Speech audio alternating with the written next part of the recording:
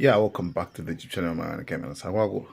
Tipasana kwa update pang'ono pankhani kukhuzana ndi zida zimene anagwiritsa ntchito ma Americans pokatengera Nicolas Maduro, president wa ku Venezuela. Maripoti ayamba kutuluka kwana kuti anthu more than 100 anamwalira ku Venezuela pamene amakagwira president wa ku Venezuela Nicolas Maduro. Iwowa anagwiritsa ntchito chida chotchedwa kuti sonic weapons. So sonic weapon ndi chida choopsa kwambiri, chili ngati chemical weapon, chida chimene chimabwera ndi low frequency, chida chimene akaphulitsa ndoti matupi a anthu amakhala ofoka, mapanga chizungulire, komanso mathamatuka magazi mphuno. Like ndi chida choti choyipa kwambiri kwa ma civilians, si chida choyenera kuti chigwiritsidwe ntchito. By the way, ma Americans omwewa amapanga accuse Saddam Hussein kuti amagwiritsa ntchito ma chemical weapons zida ngati zimene zizi, so anapita kukamupha. Iwowa atenganso zida zomwezi zimene agwiritsa ntchito ku dziko la Venezuela. Mlonda kapena security wina amene amagwira ntchito kwa Maduro akuti anapanga experience, the worst experience. Akuti imeneyo ndi experience imene ili worse pa moyo wake wonse pankhani kukhuzana ndi like kupangidwa attack, chifukwa akuti nazi zimene amaonazo like samazindikira chinthu chochitika nchani. Ati amangoona asilikali akungotuluka ujeni magazi mphuno, kungogwa chani ino kumangofa.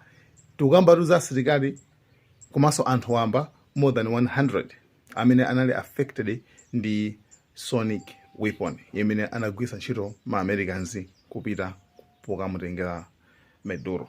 So izizi sanakambe, ma Americans sanakambe chine chonse. Iwo akuona kuti yayi asilikali athu palibe amene anavulalako, asilikali athu onse anali bwinobwino ndi komanso we are okay. Komano sanakambe za anthu ena kuti kumenekoko anthu ena avulala morani kapena kuti amwalira morani, chifukwa akudziwa kale kuti ndi zinthu zoti zili contrary ndi zimene iwo amapanga claim, komanso amayitanira kuti ife ndife anthu amtendere, ndife anthu a democracy, ndife anthu otere.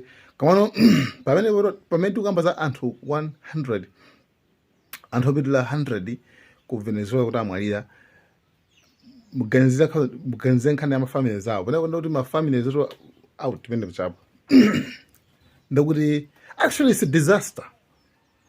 Moyo wa munthu mmodzi watakhala kuti wamwalira ndi munthu mmodzi, komabe actually munthu amene njali ndi azibalaka ndi family ndi ana ndi, you understand, and the spouse. So yeah, imene ndithu ndi update imene mafati kupatsani nkhani yokhuzana ndi ku Venezuela kuti ma Americans tsopano zida zimene zimene agwiritsa ntchito zimene zinapangitsa kuti anthu onse akhale kuti ena amwalire. Anagwiritsa ntchito chida choopsa kwambiri ndithu chimene anaponya kumene koko. Iwo anabwera atakonzeka fana vala zimene avalazo, bwera atakonzeka sizinapanga affect.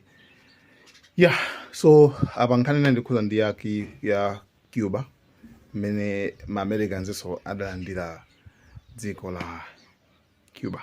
Guys, thank you so much. Panopadi, Panama is not in the hands of the US. Komano, what I was saying was, kudai itenge Panama in time yo 1903 in time and I use the Monroe Doctrine. Ndere lo ndi fotokoza kuti kodi Panama inatengedwa bwanji kugwiritsa ntchito Monroe Doctrine. So before Americans gonna say interest mu Panama Canal, anthu ena anaonesaso interest yotenga Panama Canal. Choyambira Panama kuti Panama Canal ndiga strip of land kamene kali pakati pa North America and South America. Kama ngati kapakati pa riboni kacha. Land yake is about 80 kilometers across. Mena ngati kuchoka Blantyre to Liwonde. So ipa malo strategic chifukwa kuti anthu apange trade kuchoka ku Pacific kufika ku Atlantic Ocean. Ankadusa kumusi kwa South America. Na ulendo utali kwambiri.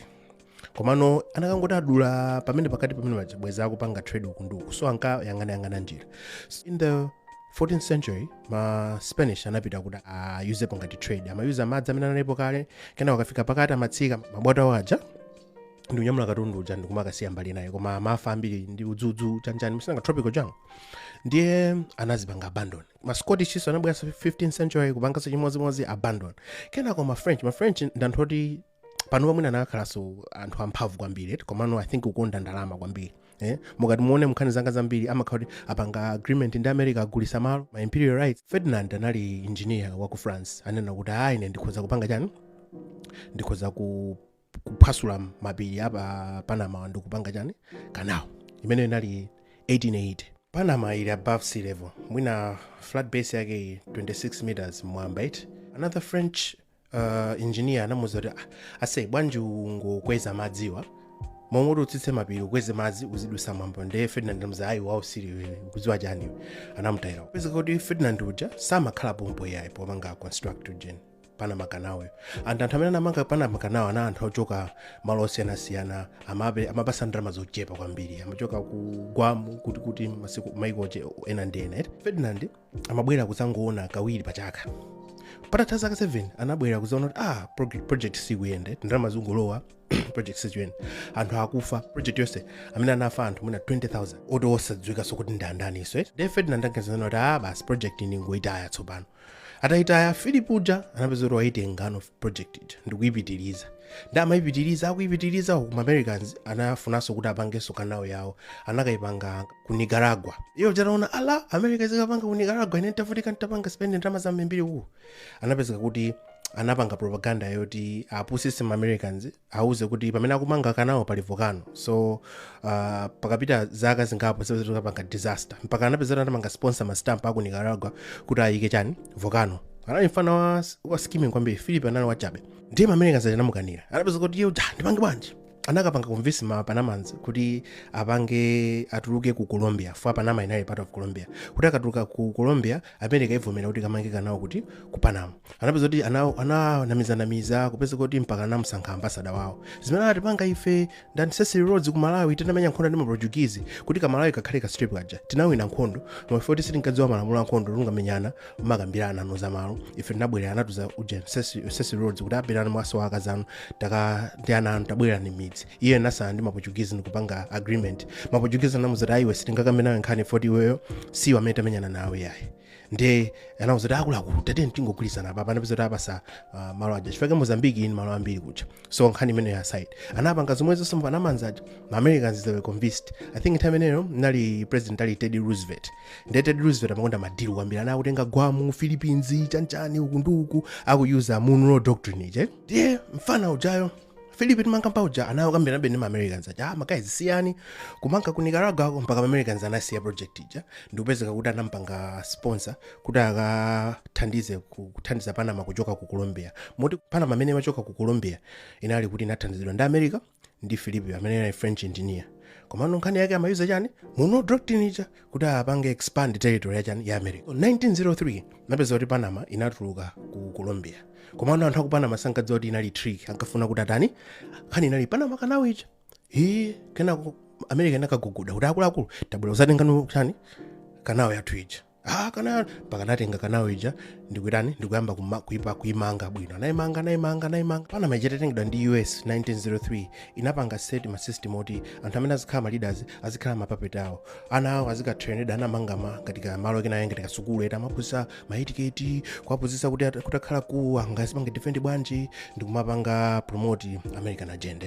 So anthu aku Panama anakhala kuvuta kwa zaka ndi zaka, komano zinafika pa 1960 mpaka anamavuta kuti tikufuna Panama yathu. So 8 years later pameneno Omar Torinos ochuka president amene anachuka for he took back control of Panama, anayamba ma negotiations ndi America. So he was like kuti ku America kuna president amati Jimmy Carter analoka mbika anayamba kamba naye. I think that was around from 68 to 77. Napeza 77 ija watani wapanga sign agreement yoti Panama ija ibwenzedwe m'manja mwa Panama. Amwene ma conservative members sana sangale nazo ku America kuti amene amachoka chipani cha mkulu amene akulamulira pano pa ku America ndi anaena kuti atizabwenza zimenezi wapanga za usiru kwambiri mkuliwe Jimmy Carter.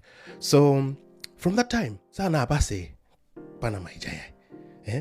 Anasana 1977 koma America amachosa mphamvu pang'ono anapasa fully control ya Panama Canal 1999 pa 31 December zaka 22 kuti apange transfer power kukanika kuvomereza foti Panama imapanga control mphamvu kwambiri, imalumbikiza Atlantic ndi Pacific Ocean, trade ya apa imachoka madusa menepo ndiye panopa 2026 Trump ali mkalikali kuonena kuti Panama sitinayipereke kwa China, panopa Panama ili manja mwa China, ili manja mwa chani ife nayipereka kwa Panama ndi tifuna titenge back. Nte panopa ali mkalikali koyamba wenakale kuti akuyamba kutenga zakuiza Monroe Doctrine yomwe ija, you see panopa akunenanso kuti afuna atenge Greenland pano zimene zapepa, I think mukacheka news muona sichonje. So akuyuza ma ideas Monroe Doctrine imene akuitcha iye kuti Monroe Doctrine, akufuna akulitse America potenga malo ena amene around chani America. So tiona kuti zingatha bwanji uko. Yeah, so bwana Nelson Carter anapanga touch on something that I had to expand it with Panama Canal. What I meant was the way they took Panama Canal was using Monroe Doctrine. Kuda mangepo canal komano analuza mphamvu I think fully 1999.